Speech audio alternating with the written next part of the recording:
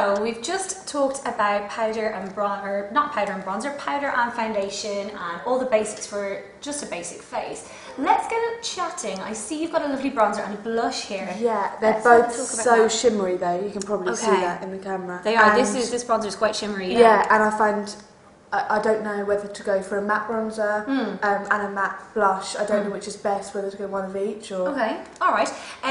It's good. I'm absolutely loving this blush. I think this is a gorgeous colour, great for your complexion. Yeah. And it's a really good all-rounder as well. You can probably build that up. I know that number 7 is a good make. It's good and buildable, so you'll get good pigment from it. I'd say with your bronzer, the difference between shimmers and mattes, it depends. If you're using a bronzer to darken your complexion and to really shade, I would use a matte. Okay. Because you'll find if you're using a shimmery blush and a shimmery bronze, you're gonna get a little bit disco ball going on, you know? It's gonna look quite shimmery. Yeah. Also, I find that you don't get as much colour from these ones, especially from this kind of a make as well. Yeah. You don't get as much bronze from it. You get more shimmer, and therefore you end up putting loads on. Yeah.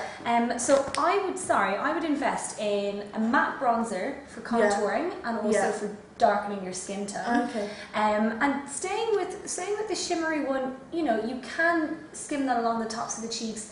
You know, maybe on the forehead and on the nose, if you're getting the Made in Chelsea look, that's a nice one to use with that. Oh, okay. But I would probably invest in a matte if contouring and darkening your complexion is something you like to do. Lovely. Can I just ask? I see there's an abundance of rather hairy-looking cotton buds. Can we just get a close-up of that? Yeah, look at them. They are disgusting. It's just so happens that we all have these little bits, and I like this little guy as well. I have one of those just floating around in mine too. Yeah, mine's in here somewhere. There's mine. Not that we want to see it. Hold on a second. I'm just taking that into the light. Okay. What have we got in here? Please don't.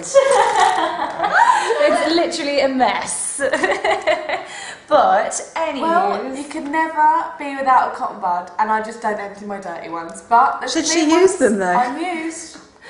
Is to get the mascara off my eyelids when I get it up there. Absolutely. Well, like I mentioned in earlier tutorials and stuff, I love cotton buds. They're literally, I say this to customers and clients as well, they're your best friend. Yeah. Great for getting mascara off, great for blending that little bit underneath, or even removing some of your eyeshadow. If you find that your eyeshadow's gone up too high onto the brow bone, cotton buds are amazing. So is it a yes then? A yes for cotton buds, nay for stubby old dirty ones.